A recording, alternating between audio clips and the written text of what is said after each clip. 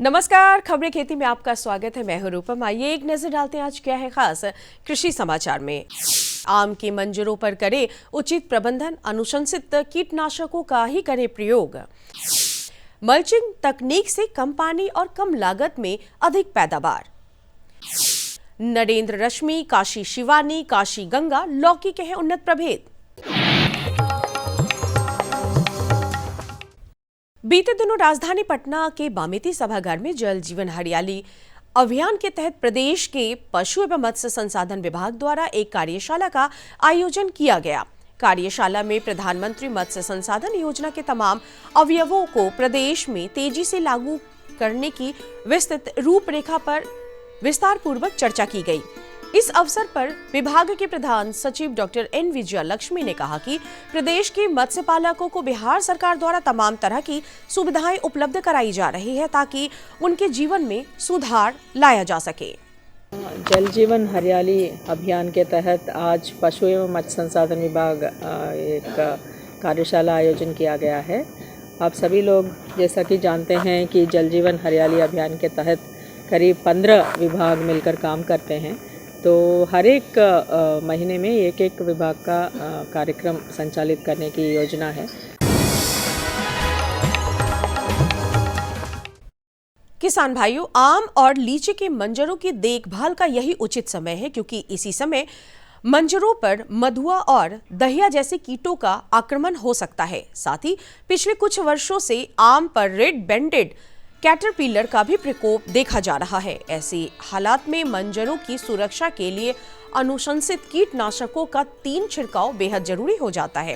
पहला छिड़काव पेड़ पर मंजर आने से पहले, दूसरा छिड़काव मंजरों में सरसों के बराबर दाना लग जाने पर और तीसरा छिड़काव आम के टिकोले का आकार लेने पर।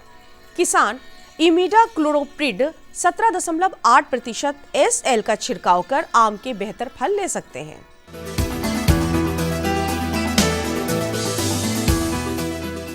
खबरें खेती में आगे बढ़ते हुए आज आपकी मुलाकात वैशाली जिले के मीनापुर ग्राम की महिला किसान अनीता कुमारी से।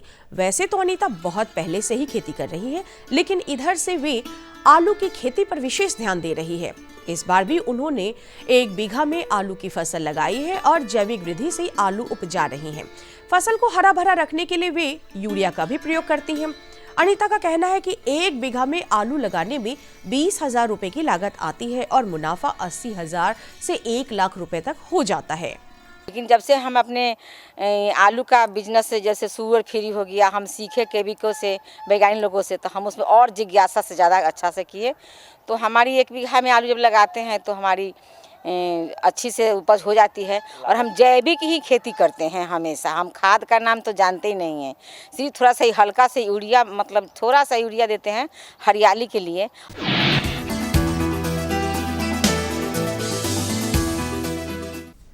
कृषक बंधुओं, फसल अवशेष प्रबंधन वर्तमान समय में कृषि क्षेत्र की सबसे बड़ी जरूरत है। फसल अवशेष खेतों में जलाने से पर्यावरण, मानव एवं पशु स्वास्थ्य को नुकसान होने के साथ साथ खेत में मित्र कीटों को भी क्षति पहुंचाती है, जो भूमि की उर्वरा शक्ति को प्रभावित करती है। रोटरी मल्चर फसल अवशेष प्रबंधन के लिए एक उपयोगी और विश्वसनीय कृषि यंत्र है। मल्चर एक कृषि यंत्र है जो ट्रैक्टर के साथ जोड़कर खेतों में चलाया जाता है। ये खास यंत्र बाग, बगीचों और धान, पलवार घास और झाड़ियों को काटने के लिए एक तरह का बेहद ही सरल और विश्वसनीय उपकरण है। रोटरी मल्चर यंत्र की सबसे खास बात यह है कि ये उपकरण मिट्टी की उर्वरता को बनाए रखने में मदद करता है। ये फसल के अवशेषों को बारीकी से काटकर मिट्टी में ही समाहित कर देता है, जिससे किसानों के सामने फसल अवशेष जलाने की समस्या खत्म हो जाती है।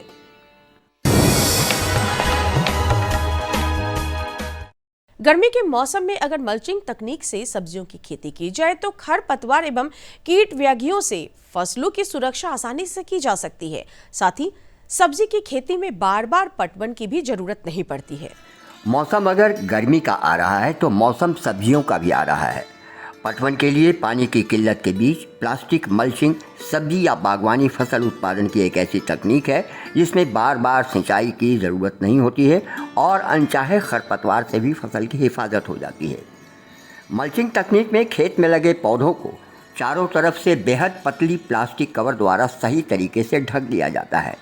इस तकनीक से मिट्टी की नमी बरकरार रहती है, पौधों की वृद्धि के लिए अनुकूल वातावरण बनता है और मिट्टी का कटाव नहीं होता है। किसान बंधु, अब खेती से मुनाफे का एक बड़ा बाजार बन गया है। चावल गेहूं के अलावा सब्जियों की खेती ने किसानों के कार्य क्षेत्र को काफी विस्तार दे दिया है। कद्दू की खेती भी एक ऐसी ही खेती है। नरेंद्र रश्मि काशी, शिवानी काशी गंगा लौकी के उन्नत प्रभेद हैं। लौकी, जिसे कद्दू भी कहते हैं, की जायद खरीफ और रबी तीनों सीजन में की जा सकती है। ऐसे में अगर उन्नत प्रभेदों से लौकी की खेती करते हैं तो किसान भाइयों को सालों भर आमदनी हो सकती है। जल्दी और अधिक उत्पादन के लिए लौकी के पौधों को नर्सरी में तैयार किया जाना चाहिए और तब सीधे खेत में लगा दें। खेत में रोपाई से तकरीबन 20-25 दिन पहले नर्सरी तैयार कर ली जाती है। जायद फसल को छोड़कर खरीफ और रबी में लौकी को सिंचाई की बहुत कम ज़रूरत पड़ती है। साथ ही बरसात में मचान विधि से लौकी की खेती करें। तकनीक और उत्तम प्रभेद से की गई कद्दू की खेती किसानों के लिए एक वरदान की तरह है, क्योंकि कद्दू की मांग बाजार में सालों भर बनी रहती है। आइए अब एक नजर डालते हैं मंडी के ताजा भाव पर। राजधानी पटना सहित प्रदेश की विभिन्न मंडियों में आज चावल गेहूं के भाव उतार चढ़ाव के बाद कुछ इस प्रकार स्थिर हुए। गेहूं लोकल 3200 रुपये प्रति क्विंटल, सुपर चावल 5200 रुपये प्रति क्विंटल, अरवा चावल 5000 रुपये प्रति क्विंटल, बासमती 10,000 रुपये प्रति क्विंटल। और चलते चलते किसान भाइयों, आप देखिए मौसम का पूर्वानुमान। अगले 24 घंटों में सूबे का तापमान सामान्य के आसपास बने रहने की संभावना है। साथ ही हल्की से मध्यम गति से हवाएं चलती रहेंगी। राजधानी पटना का अधिकतम तापमान 38 डिग्री सेल्सियस तथा न्यूनतम तापमान 20 डिग्री सेल्सियस के आसपास बने रहने की संभावना है। किसान भाइयों को सलाह दी जाती है कि इस समय मूंग की किस्म जैसे पूसा विशाल, सम्राट आदि की बुआई करनी चाहिए। बीज दर 25 से 30 किलोग्राम प्रति हेक्टेयर है और बुआई के पहले बीज को उपचारित करनी चाहिए। पंक्ति से पंक्ति की दूरी 30 सेंटीमीटर होनी चाहिए। नमस्कार, आप तमाम अन्नदाता किसान भाइयों का मैं पूनम स्वागत करती हूँ कार्यक्रम कृषि दर्शन में। किसान भाइयों, अभी आप देख रहे थे हमारी खेती किसानी से जुड़ी हलचलों को, खबरें खेती के माध्यम से, जिसमें आपने जाना मंडी भाव, सफलता और सबसे ज़रूरी मौसम संबंधी समाचार। खबरों का सिलसिला यूं ही जारी रहेगा, लेकिन अभी वक्त एक शॉर्ट ब्रेक का, तो आप बने रहें हमारे साथ। प्रधानमंत्री किसान सम्मान निधि, उसका लाभ उन किसानों को मिलेगा जिनके पास 5 एकड़ से कम भूमि है। आजादी के बाद देश के इतिहास में किसानों के लिए बनी ये सबसे बड़ी योजना है। प्रधानमंत्री किसान सम्मान निधि। इस योजना के तहत 2 हेक्टेयर तक की जोत वाले किसान परिवार को 6,000 रुपए का सालाना भुगतान होगा, जो पात्र किसानों को 2-2 हजार की 3 किश्तों में सीधा उनके खातों में जमा होगा। इन पात्र परिवारों का चयन राज्य सरकार कर रही है। इस योजना का पूरा खर्च भारत सरकार वहन कर रही है। सम्मान, जिस पर हमेशा अन्नदाता का हक था, उसे अब वो सीने पर लगाकर घूम भी सकेगा। प्रधानमंत्री किसान सम्मान निधि, किसान की किसानी का नया अभिमान। ब्रेक के बाद आप तमाम किसान भाइयों का फिर से एक बार स्वागत करती हूँ कार्यक्रम कृषि दर्शन में। किसान भाइयों, वर्तमान समय में जलवायु परिवर्तन एक चुनौती बनकर उभरा है। अत्यधिक गर्मी और फिर फरवरी के मौसम में और मार्च के मौसम में अधिक सर्दी का होना और ख़ासकर वर्षा का कम होना, इससे हमारे फसलों को काफ़ी नुकसान पहुंच रहा है। इसीलिए किसान भाइयों, बेहद ज़रूरी है कि आप जलवायु अनुकूल कृषि प्रणाली को अपनाकर खेती करें। तो आइए देखते हैं हमारे विशेषज्ञ डॉक्टर प्रमोद कुमार इस विषय से जुड़ी महत्वपूर्ण सुझाव क्या दे रहे हैं और बता रहे हैं वैज्ञानिक तरीके से खेती कैसे करें। तो आइए देखते हैं। किसान भाइयों, हम समय समय पर विषय बदलते हैं, विशेषज्ञ बदलते हैं, बस आपको भी ज़रूरत है अपनी तकनीक बदलने की। जो हमारी परंपरागत तकनीकें हैं उनको छोड़कर वैसी तकनीकों के साथ हम चलें जो हमारे वैज्ञानिक अनुशंसा करते हैं, जो हमारी सरकारें अनुशंसा करती है। सरकार भी चाहती है, वैज्ञानिक चाहते हैं कि आपकी आमदनी बढ़े, आप सुदृढ़ हों, तभी देश मजबूत होगा, सुदृढ़ होगा। उन्हीं तकनीकों में से एक बिल्कुल नई और अनुशंसित तकनीक है जलवायु अनुकूल कृषि प्रणाली। निश्चित रूप से यह अपने आप में, जैसा कि विषय से ही लगता है कि जलवायु अनुकूल मतलब आप समय के साथ चलें। तो जलवायु अनुकूल कृषि प्रणाली है क्या, उसके वैज्ञानिक पहलू क्या हैं, इस विषय पर बात करने के लिए हमारे साथ मौजूद हैं बिहार सरकार के संयुक्त निदेशक पौधा संरक्षण डॉक्टर प्रमोद कुमार। डॉक्टर साहब, आपका हमारे कार्यक्रम में स्वागत है। सर, सर्वविदित अपने नाम से सब कुछ कह देता है, लेकिन तब भी आपके मुंह से जानना चाहूँगा कि जलवायु अनुकूल कृषि प्रणाली क्या है। जैसा कि आप देख रहे हैं, जलवायु के अनुरूप कृषि प्रणाली, हमारी जलवायु में लगातार परिवर्तन हो रहा है। जलवायु परिवर्तन एक वैश्विक घटना हो गई है। आप देख रहे हैं कि लगातार हमारे पर्यावरण में कार्बन डाइऑक्साइड गैस का सांद्रता, सल्फर डाइऑक्साइड गैस का सांद्रता, कार्बन मोनोऑक्साइड का सांद्रता, साथ ही साथ मीथेन गैस की सांद्रता बढ़ रही है। बढ़ने से क्या हो रहा है कि तापमान धीरे धीरे बढ़ रहा है। तो जब तापमान बढ़ रहा है और पानी की भी समस्या हो रही है, इरेटिक रेनफॉल हो रहा है, तो इसी दोनों को मद्देनजर रखते हुए हम जो है जलवायु के अनुकूल खेती करेंगे, जिससे कि जलवायु के परिवर्तन को उस खेती के द्वारा कम किया जा सकता है। तो इसमें जो है सबसे महत्वपूर्ण जो आयाम है कि अभी तक हमारे बिहार की जो खेती की प्रणाली है वो चावल और गेहूं के प्रणाली को हम क्या कर रहे हैं, अडॉप्ट कर रहे हैं। लेकिन अब जलवायु परिवर्तन हो गया है, तो जलवायु परिवर्तन के अनुसार अब हम किसान भाई को ये सुझाव देंगे कि इसके परिवर्तन के कारण आप अपना क्रॉपिंग सिस्टम भी बदलिए। और बदलने में सबसे महत्वपूर्ण जो भूमिका होगी वो हमारी कौन सी होगी, वो हमारी मिलेट की होगी। इसको हम लोग न्यूट्री सीरियल भी कहते हैं। अब मिलेट जो है, इसी को मद्देनजर रखते हुए आदरणीय प्रधानमंत्री के द्वारा 2023 को अंतर्राष्ट्रीय मिलेट दिवस के रूप में, मिलेट वर्ष के रूप में घोषित किया गया है। तो जरूर कुछ बात है। तो इसमें सबसे पहले ये बताता हूं कि मिलेट की खेती करने में क्या महत्वपूर्ण हमको फायदा है। तो यह किसान भाई जान ले कि मिलेट में जो है सावा होते हैं, कोदो होते हैं, कौनी होता है, आपका बाजरा होता है, ये सब की खेती करेंगे। मैं ये बताना चाह रहा हूँ कि गेहूं और धान की खेती करने में एक किसान भाई को 1 किलोग्राम गेहूं को उपजाने या धान को उपजाने में 3000 लीटर से 4500 लीटर पानी की आवश्यकता होती है। लेकिन जब आप मिलेट की खेती करेंगे तो वह पानी की जो मात्रा होगी वो घट करके 900 लीटर तक चली आएगी। इस तरह से हम जो है पानी की मात्रा को बचा सकते हैं।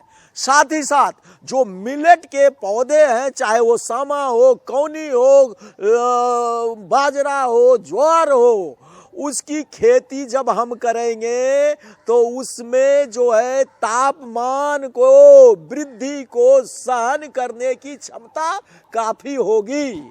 जो कि हमारा धान गेहूं पल्सेस नहीं कर पाता है। तो इस दोनों को मद्देनजर रखते हुए हम जो है न्यूट्री सीरियल, जिसको हम सामा कोदो कहते हैं, उसकी खेती करेंगे।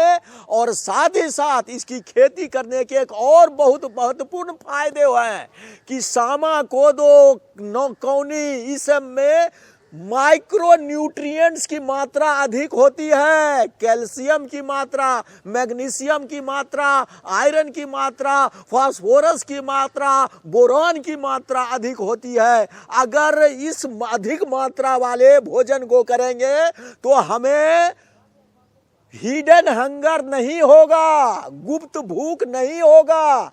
गुप्त भूख कैसे डिफाइन करेंगे कि आपके भोजन में माइक्रो न्यूट्रिएंट की कमी के कारण आप में जो माल न्यूट्रिशन होता है, आप देख रहे हैं दक्षिण अफ्रीकी देश में माल न्यूट्रिशन की कितनी बड़ी समस्या है। बच्चे का कहीं पेट बड़ा हो जाता है, उसकी वो प्रॉपर ग्रोथ नहीं हो सकता है। तो आप न्यूट्री सीरियल की खेती करके आप माल न्यूट्रिशन को कम कर सकते हैं। दूसरी बात है कि अगर आप इसकी खेती करेंगे तो धान गेहूं के बदले जो पर किलोग्राम जो आपको कॉस्ट मिलेगा, 1 किलोग्राम सांवा को अगर आप बाजार में खरीदेंगे तो उसका कॉस्ट जो है 80 रुपया से लेकर के 150 रुपया मिलेगा। जबकि 1 किलो धान का दाम और 1 किलो गेहूं का दाम कितना है आप अंदाज कर सकते हैं। इसलिए किसान भाई से हमारा अनुरोध है, जहां कम बारिश की होती है, जहां कम बारिश होती है, जहां ज़्यादा तापमान होता है, जहां की मिट्टी उपजाऊ नहीं है, वैसे स्थिति में आप सामा, कौनी, कोदो, पोसो मिलेट, मड़ुआ इत्यादि की खेती कर सकते हैं। सर, जलवायु अनुकूल खेती में एक चीज़ और जहन में आ रही है हमारे कि इसके अलावा जो मिलेट हैं, मिलेट तो हैं ही, लेकिन कई ऐसे जो हमारे क्रॉप हैं वो भी ले सकते हैं। जैसे अभी मूंग, कई किसान जो है मूंग हैं या गर्मा सब्जी है, तो वो क्या जलवायु अनुकूल खेती में अनुशंसित है या नहीं है सर? जलवायु अनुकूल खेती में मूंग या ये अभी अनुशंसा नहीं की गई है, लेकिन कुछ ऐसे हॉर्टिकल्चरल क्रॉप हैं, उद्यानिक क्रॉप हैं, जैसे बैर है, आंवला है, ठीक है ना, बैर, आंवला, अमरूद, ये सब जो है जलवायु अनुकूल खेती में आप ले सकते हैं। और इसके लिए जैसे आपने अनुशंसा की कि हॉर्टिकल्चरल क्रॉप जो है जो सूटेबल है, तो उन पौधों की खरीदारी के लिए भी किसानों को चाहिए कि अच्छी जगह से लें, कहाँ से लेना चाहिए, मतलब वैज्ञानिकी अनुशंसा जो आप लोगों की या विभागीय अनुशंसा कहाँ करते हैं आप लोग? बहुत अच्छा सवाल आपने पूछा। आप ट्रू टू द टाइप पौधे लें। अगर बेल का है तो बेल का ही पौधा निकले, अगर हमारा नींबू का है तो नींबू का पौधा, बेल को भी जलवायु अनुकूल में कर सकते हैं।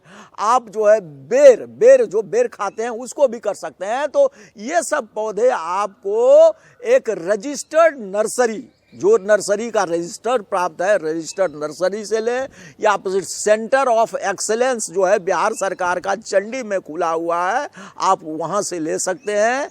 और लेते समय जरूर कैश मेमो ले किसानों का, किसान जहां ले रहे हैं उससे कैश मेमो ले। और इस योजना का लाभ जो है उद्यान विभाग के द्वारा भी दिया जाता है, तो किसान उद्यान विभाग के पदाधिकारी से संपर्क करके योजना का लाभ ले सकते हैं। सर, विभिन्न जिलों में कृषि विज्ञान केंद्र है, बिहार में कई कृषि महाविद्यालय हैं, तो उन सब से भी पौधा लिया जा सकता है। पहली बात यह। दूसरी बात सर कि इन योजनाओं का, जलवायु अनुकूल कृषि का, इन सब जगहों से किस प्रकार जुड़कर लाभ लिया जा सकता है? किसान भाई डीबीटी पोर्टल पर, कृषि विभाग के डीबीटी पोर्टल पर जाएं। जो रजिस्टर्ड किसान हैं हमारे, वो डीबीटी पोर्टल पर उद्यान विभाग हॉर्टिकल्चर के जाएं और वो एप्लीकेशन करें कि मैं जो है बेल का, मैं बैर का, आंवला का, ये सब का पौधा लेना चाहता हूँ, इतनी संख्या है। वो अपना जमीन का कागज़ देंगे, उसको आपको सब्सिडी पर मिल जाएगा। अब जलवायु अनुकूल खेती में सब कुछ तो आ गया है सर, अब कीट व्याधि पर चर्चा करते हैं कि कीट व्याधि से भी इसमें परेशानी होती है। बहुत अच्छा सवाल आपने पूछा। जहाँ तक जलवायु अनुकूल खेती के लिए, चाहे वो न्यूट्रीसिलियर हो, बाजरा हो, कौनी हो, कोदो हो, मड़ुआ हो, इसमें कीट व्याधि का प्रकोप बहुत कम होता है। इसलिए कीट व्याधि पर जो खर्च होता है इसमें कम होता है, इसलिए इससे किसानों को अधिक लाभ मिलता है। और दूसरा बैर है, बेल है, ठीक है, नींबू है, इसमें भी कीट व्याधि का प्रकोप नहीं होता है। इसलिए जो उसमें लगने वाले कीट व्याधि के नियंत्रण के लिए जो लगने वाले पैसे हैं वो पैसे की कमी हो जाएगी, नहीं लगेगा, जिससे किसान का कॉस्ट ऑफ प्रोडक्शन घट जाएगा और उससे उसको ज़्यादा से ज़्यादा नफा मिलेगा। और साथ ही साथ जब कीट व्याधि का छिड़काव, कीटनाशी का छिड़काव नहीं होगा तो फल में कीटनाशी का अवशेष नहीं होगा, जिसके कारण हमारा स्वास्थ्य भी काफी सुंदर रहेगा। हमको कैंसर जैसी बीमारी, हमको हार्ट अटैक जैसी बीमारी से कभी सामना नहीं करना पड़े। तो किसान भाइयों, आपने देखा कि अनुशंसित और आधुनिक तकनीक हमें कैसे मजबूत बना सकती है, आप किस तरह से सुदृढ़ हो सकते हैं। इतनी अच्छी जानकारी जलवायु कृषि अनुकूल प्रणाली पर देने के लिए एक आपको आभार तो बनता है सर। हम अपने किसानों की ओर से आपका बहुत बहुत आभार। और किसान भाइयों, हम फिर मिलते हैं एक नए विषय, नए विशेषज्ञ के साथ। तब तक के लिए दीजिए हमें इजाज़त। नमस्कार। किसान भाइयों, अभी आपने जाना जलवायु अनुकूल कृषि कार्य कैसे करें और साथ ही वैज्ञानिक तरीके से खेती कैसे करें। अब बढ़ते हैं अगले विषय की ओर। किसान भाइयों, फिल्म एक ऐसा माध्यम है जिससे किसी भी विषय को आसानी से समझा जा सकता है। जी हाँ, हम बात कर रहे हैं हमारे भारत सरकार के कृषि मंत्रालय की योजनाओं में से एक योजना पर आधारित हमारी यह फिल्म। तो आइए इसे देखें और समझें, जाने कि क्या है किसानों के लिए हितकारी योजना। हमारे मेहनती किसान सशक्त और आत्मनिर्भर हों, हमारी कृषि आधुनिक हो, इस लक्ष्य के साथ प्रधानमंत्री श्री नरेंद्र मोदी जी के दूरदर्शी नेतृत्व में पिछले 9 वर्षों में भारत सरकार ने लगातार एक के बाद एक कई महत्वपूर्ण कदम उठाए। आज देश का कृषि बजट 2014 के मुकाबले 5 गुना अधिक बढ़ गया है। बीज से लेकर बीमा, सिंचाई से लेकर खाद और बाजार से लेकर तकनीक और नवाचार, खेती से जुड़ी सरकार की नीतियां और निर्णय समग्र और समावेशी हैं। यही कारण है कि आज भारत में खेती का स्वरूप लगातार आधुनिक हो रहा है और हमारे किसान साथियों की मेहनत से देश कृषि उत्पादन में नए रिकॉर्ड बना रहा है। आज खेती में तकनीक के साथ हमारे पारंपरिक श्रेष्ठ तरीकों को भी बढ़ावा मिल रहा है और प्राकृतिक खेती पर भी विशेष फोकस है। इसी कड़ी में किसानों के हितों के लिए प्रतिबद्ध भारत सरकार ने किसानों की खेती से जुड़ी छोटी छोटी जरूरतों को पूरा करने के लिए एक बड़ा निर्णय लिया, पीएम किसान सम्मान निधि योजना यानी पीएम किसान। इस योजना के तहत लाभार्थी किसान भाई बहनों के बैंक खातों में 2000 रुपए की 3 समान किश्तों में सीधे 6000 रुपए की सम्मान राशि प्रतिवर्ष हस्तांतरित की जाती है। इस योजना के शुरू होने के बाद से 2 लाख करोड़ रुपए से ज्यादा सीधे किसानों के बैंक खातों में ट्रांसफर किए गए हैं। जब बीज लेने का समय होता है, जब खाद लेने का समय होता है, तो भी ये मदद किसान तक पहुंच जाती है। देश के 85% से अधिक छोटे किसानों के लिए ये बहुत बड़ा खर्च होता है। आज देश भर के किसान मुझे बताते हैं कि पीएम किसान निधि ने उनकी बहुत बड़ी चिंता को कम कर दिया है। दुनिया की सबसे बड़ी डायरेक्ट बेनिफिट ट्रांसफर योजनाओं में से एक पीएम किसान की सराहना अंतर्राष्ट्रीय मुद्रा कोष यानी IMF जैसी वैश्विक संस्थाओं ने भी की है। किसानों के लिए पीएम किसान से जुड़ना बेहद सरल है। इस योजना के अंतर्गत नामांकन के लिए किसान भाई बहन राज्य सरकार द्वारा नामित राजस्व अधिकारी या नोडल अधिकारी पीएम किसान से संपर्क कर सकते हैं तथा सामान्य सेवा केंद्र पर भी स्वयं को पंजीकृत करा सकते हैं। इसके अलावा किसान भाई बहन वेब पोर्टल पर फार्मर्स कॉर्नर एवं पीएम किसान मोबाइल ऐप के माध्यम से भी पीएम किसान सम्मान निधि संबंधित जानकारी, भुगतान की स्थिति तथा अन्य सुविधाओं का लाभ उठा सकते हैं। पीएम किसान योजना से राज्यों के भूमि अभिलेखों को डिजिटल करके उन्हें और अधिक पारदर्शी बनाने में भी मदद मिल रही है। पीएम किसान योजना का पूरा खर्च भारत सरकार वहन करती है। किसान भाइयों बहनों को पंजीकरण के दौरान आने वाली समस्याओं व उनकी शंकाओं और शिकायतों के तुरंत प्रभावी समाधान के लिए एक हेल्पलाइन सेवा भी शुरू की है, जिसका हेल्पलाइन नंबर है 155261। सदी की सबसे बड़ी महामारी के दौरान दी गई 1,60,000 करोड़ रुपए से अधिक की सम्मान राशि ने किसानों को बड़ी राहत पहुंचाई। महामारी के दौरान भी देश का कृषि उत्पादन शानदार रहा। किसानों के हितों के लिए समर्पित प्रधानमंत्री जी के इसी विजन के साथ पीएम किसान सम्मान निधि योजना द्वारा अब तक 11 करोड़ पात्र किसानों को 2,60,000 करोड़ रुपए से अधिक की धनराशि भेजी जा चुकी है। तरक्की और खुशहाली की रोशनी हर किसान, हर ग्रामीण युवा के चेहरे पर चमके और हमारे गांव देश विकास के अहम भागीदार बने। खेतों और खलिहानों के रास्ते तरक्की और खुशहाली की ओर बढ़ता ये नया भारत है।